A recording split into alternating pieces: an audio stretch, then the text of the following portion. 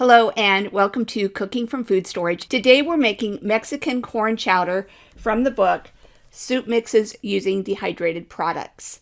I'm Rebecca from StockingMyPantry.com. So let's go ahead and get cooking. Okay, so let's start off by looking at the ingredients. We have in the pot 4 cups of water that I've brought to a boil, and I've just turned the heat off and left the lid on. And then we have a half of a cup of dehydrated corn, a half a cup of dehydrated potato cubes, and I'm hoping everything's going to fit into this jar. We'll find out. 2 tablespoons of dehydrated onions, a teaspoon of dehydrated mixed peppers. These are red and green bell peppers.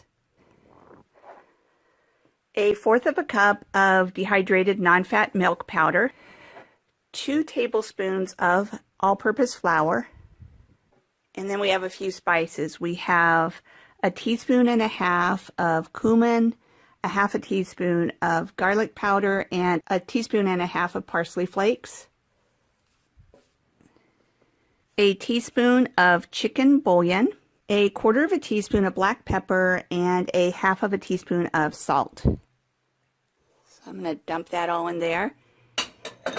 And okay, good. So it does fit. And actually this is really nice because it means that if I like this, this makes a pint-sized jar that I could put in my pantry. I can make it ahead and stick it in my pantry and have an instant soup.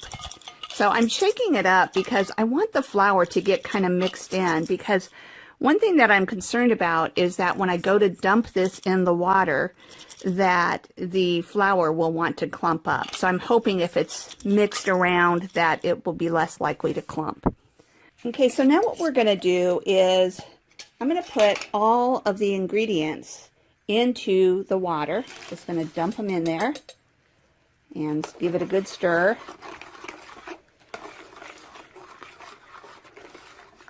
And I'm going to put the lid on and let it sit for 30 minutes. Okay, so it's just going to sit in the hot water. It's not going to be cooking. We'll let it sit in 30 minutes and then we'll bring it back and we'll simmer it and then it'll be done. Okay, the ingredients have been soaking for about a half an hour in hot water. So I'm going to take the lid off and bring the soup back up to a boil. Let me get my induction burner going. And this is good because from what I can see, I don't have any lumps of flour that I was trying to avoid. So I'm going to bring it up to a boil and then I'll turn it down and simmer it for about a half an hour or until all of the vegetables are soft. And by the way, it says if it's too thick, if it gets too thick at any point, you can add a little bit more water to make it your desired thickness. Okay. It smells good, I can tell you that much. So I'm going to go ahead and, it's not quite at a boil, but it's actually, you can see it's kind of getting there, getting to a boil. Yeah, I'm going to go ahead and turn it down. I'm on this induction burner. I had it at 6. I'm going to turn it down to 3 and just simmer it for about a half an hour.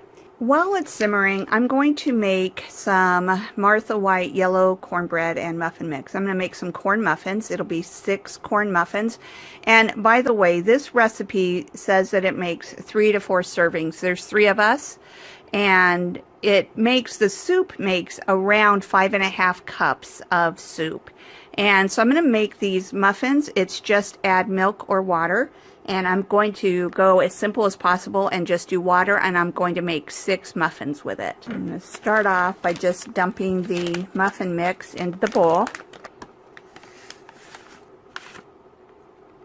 and mixing in 2/3 cup of water. But first I'm going to turn down this induction burner a bit because, you can see, but it's really, I think, going at a higher level than it needs to. So I'm just going to adjust. I don't use an induction burner a lot. I pretty much just use it when I'm making videos. So, but I'd rather have it go at a little lower temperature and not scald anything at all. So I'm going to go ahead and I turned it down to 1. We'll see how it goes. Anyway, let me get back to the corn muffins. So I've got the corn muffin mix here. I'm going to put in 2/3 cup of water. I already have the oven preheating to 350 degrees. Actually, it needs to go to 425. I didn't read the directions very well. So I'm going to turn up the oven. Okay, I've switched the oven to 425 degrees and going to make sure and get all of the ingredients incorporated. It seems kind of thin to me, but I put in the right amount of water according to what the package says. All right. And I've greased the muffin pan, and I'm going to try putting about 1/3 of a cup in each one. Yeah, maybe a little less. We'll see how it goes, and I might add some more in.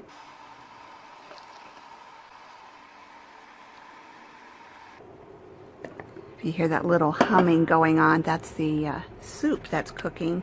And it seems like level 2 is about right, for at least with the burner that I'm using.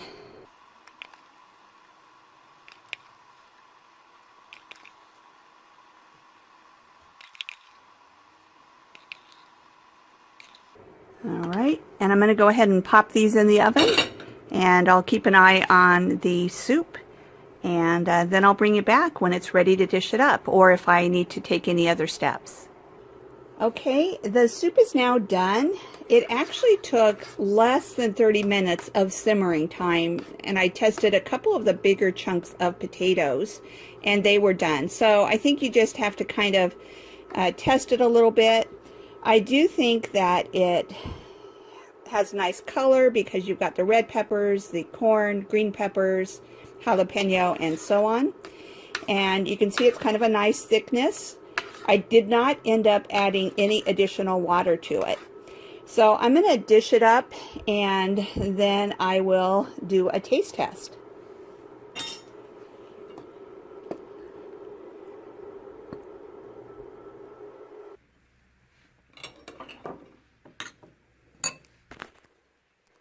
Okay, you can see that I have 2 corn muffins, and I've got my soup. So let's find out how it tastes. Okay, now I'm going to give it a taste test.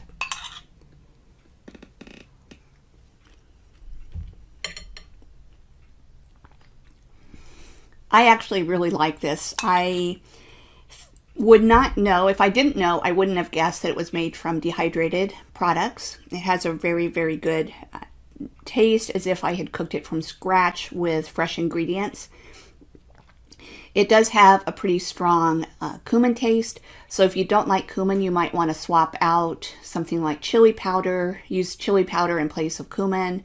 Taco seasoning, although taco seasoning typically has cumin in it, but any of those would work well with this. I definitely plan on making this again, especially since you can fit the ingredients for it into this pint-sized jar. So that is nice to have a meal in a jar that's this small, shelf-stable. I'm guessing, especially if you use a food saver or something, it should last in your pantry for at least a year. And so I think that that's definitely a great thing to add to your prepper pantry. So I hope that you enjoyed this video. If you did enjoy it, I'd appreciate it if you'd like the video. And if you haven't already done so, please subscribe to my YouTube channel. Thank you so much, and have a great day.